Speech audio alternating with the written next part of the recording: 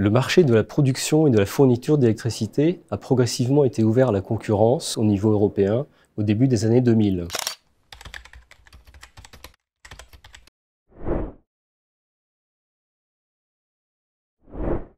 Mais la France a choisi de maintenir un niveau important d'intervention publique dans ce secteur. 10 ans après l'entrée en vigueur de la loi Nouvelle organisation du marché de l'électricité, dite loi NOM, la Cour des comptes a choisi d'évaluer cette politique publique. Ces constats et ces recommandations sont encore renforcés dans le contexte actuel de flambée des prix de l'énergie. La loi NOM répondait à différents objectifs.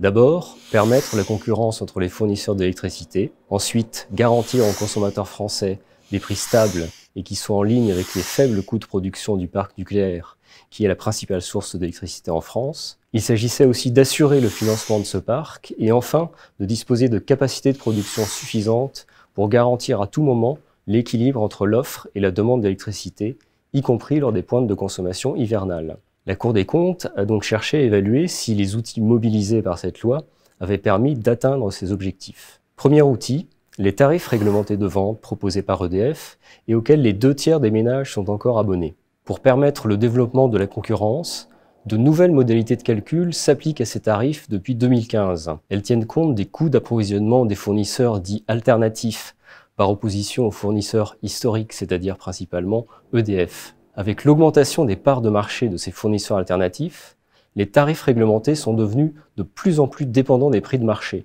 Ils perdent alors en stabilité et risquent de s'éloigner des coûts de production de l'électricité en France. Dans la situation actuelle de très forte tension sur les prix de l'énergie, s'il n'y avait pas eu les mesures exceptionnelles du bouclier tarifaire, ces tarifs auraient ainsi augmenté de 35% TTC en février 2022.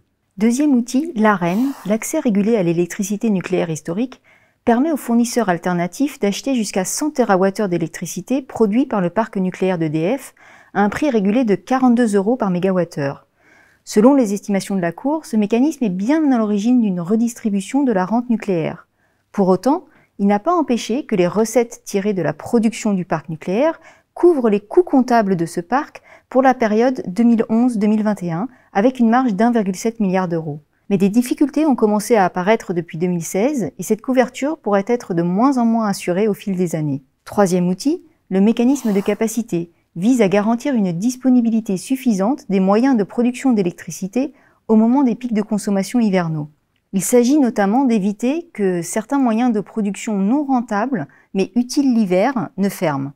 Mais ce mécanisme a un coût, répercuté aux consommateurs à hauteur de 500 millions à 1,2 milliard d'euros selon les années. Or, il rémunère certaines filières, notamment le parc nucléaire, au-delà de ce qui serait strictement nécessaire pour garantir la sécurité d'approvisionnement. Au total, la Cour considère que les effets de l'intervention publique sur les marchés de l'électricité ne sont plus ni lisibles ni pilotables et qu'on ne peut plus garantir que les objectifs initiaux de la loi NOM soient atteints. C'est pourquoi elle recommande notamment, à très court terme, de réviser les modes de calcul des tarifs réglementés et, au-delà de ça, de clarifier les objectifs poursuivis dans la perspective d'un réexamen des outils de l'intervention publique avec la fin programmée de l'Arenh, prévue pour décembre 2025, et la révision du mécanisme de capacité.